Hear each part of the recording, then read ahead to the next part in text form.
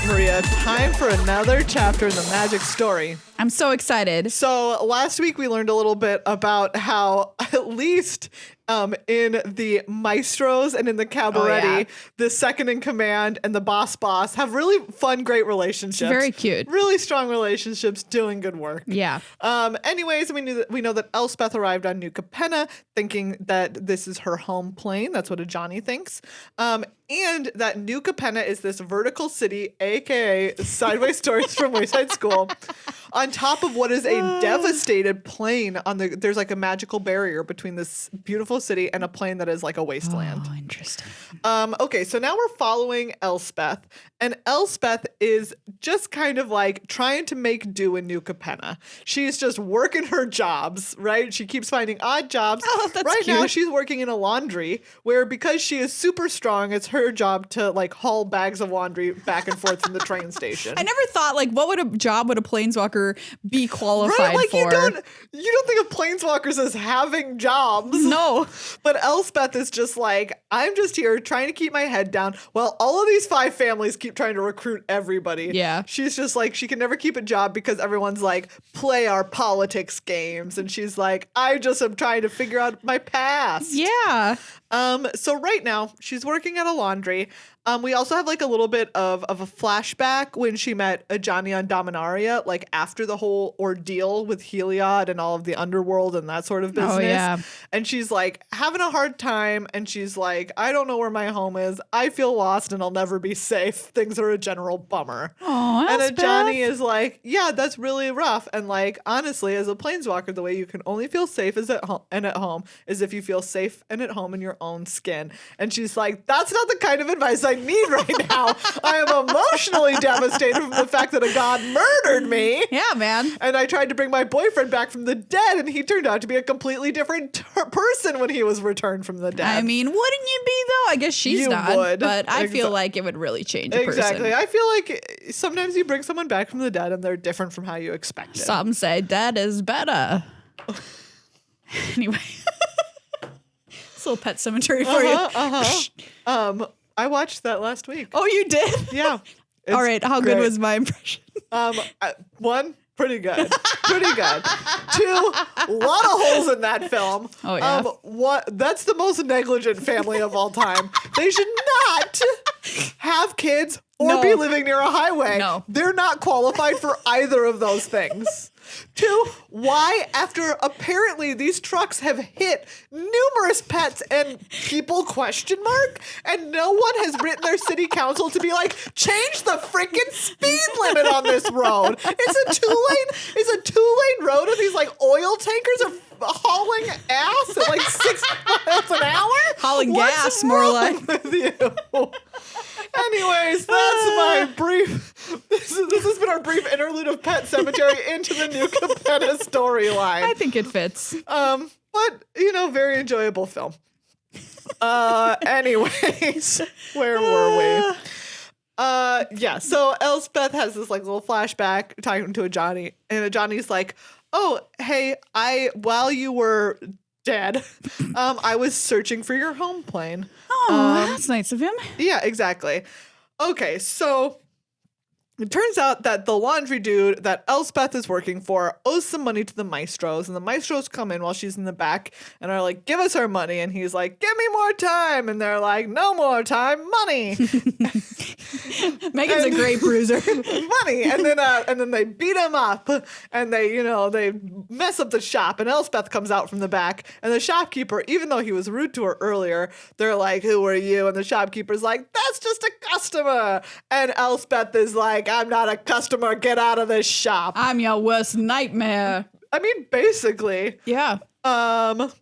Basically, they're like, this isn't any of your business. And she's like, anyone who's beaten up an unarmed person makes themselves my business. Ooh.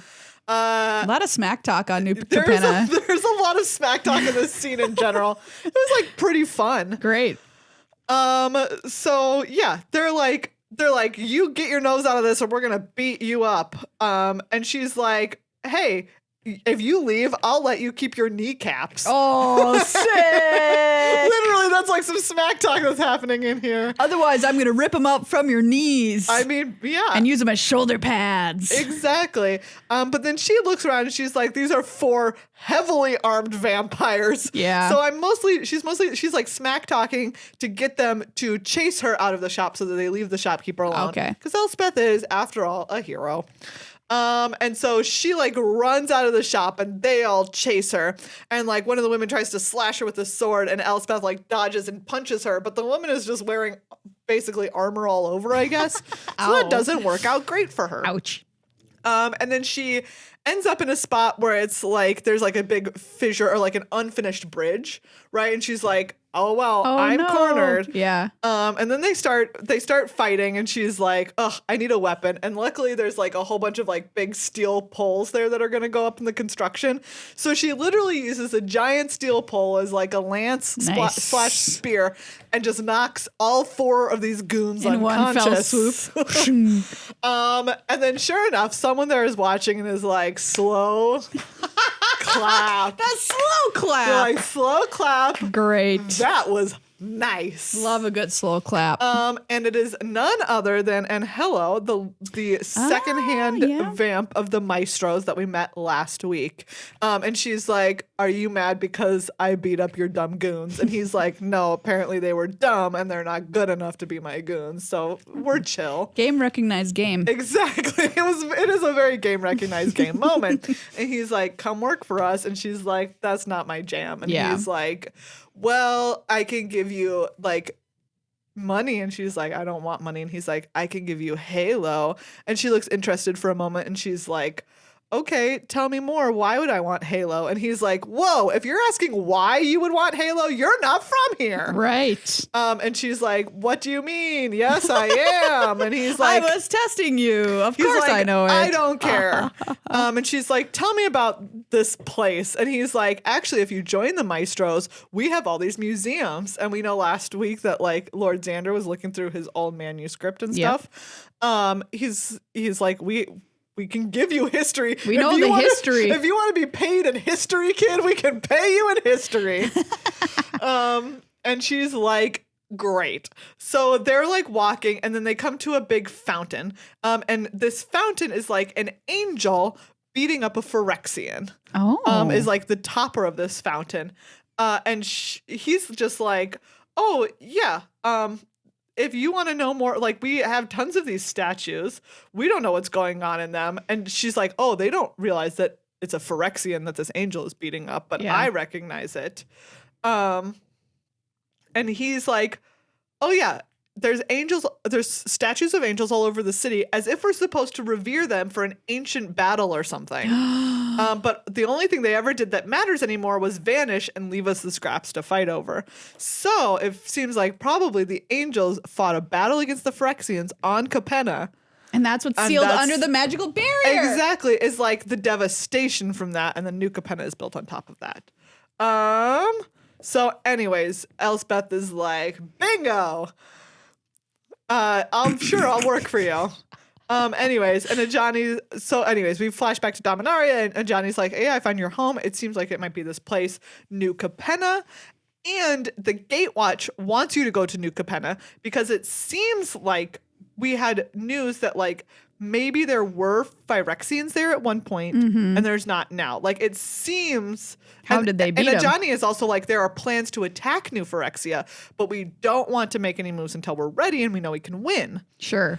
Preemptive strike. Yes, and so he's like, there are rumors of a past incursion there, and since New Capenna is still standing, that means they must have defeated it. Wow. So we want you to go there and kind of like keep an eye out. And she's like, okay, I can do that. Anyways, and then she's like, sure, I'll join the Maestros and be paid in history. Because that's what everybody wants. Anyways, then we have a little epilogue with the adversary in a back room. Obnix. Yep, and it is revealed to, of course, be Obnixilis. There's like a little teaser of like the people who are working from him. One of them is finishing the sentence, and that's what the font truly is. Talking about like the big fountain that the Cabaretti are unveiling. at their shindig. So not Comic Sans. It's not. No. And that's what the font truly is. Comic Sans. Anyways, and Omnixless is like, that's what the font is? Pathetic. It's ripe for the taking. And so he's like, all right, we're going to make the crescendo one hell of a party.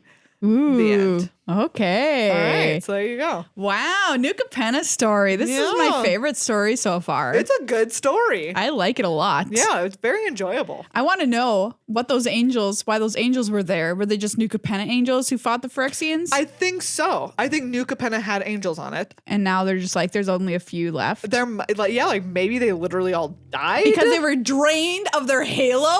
Well, yeah. When they were milked? Yes. Or they sweat it all out. Remains to be seen. Yeah. All right. We await chapter 3. Ooh. Coming up very soon.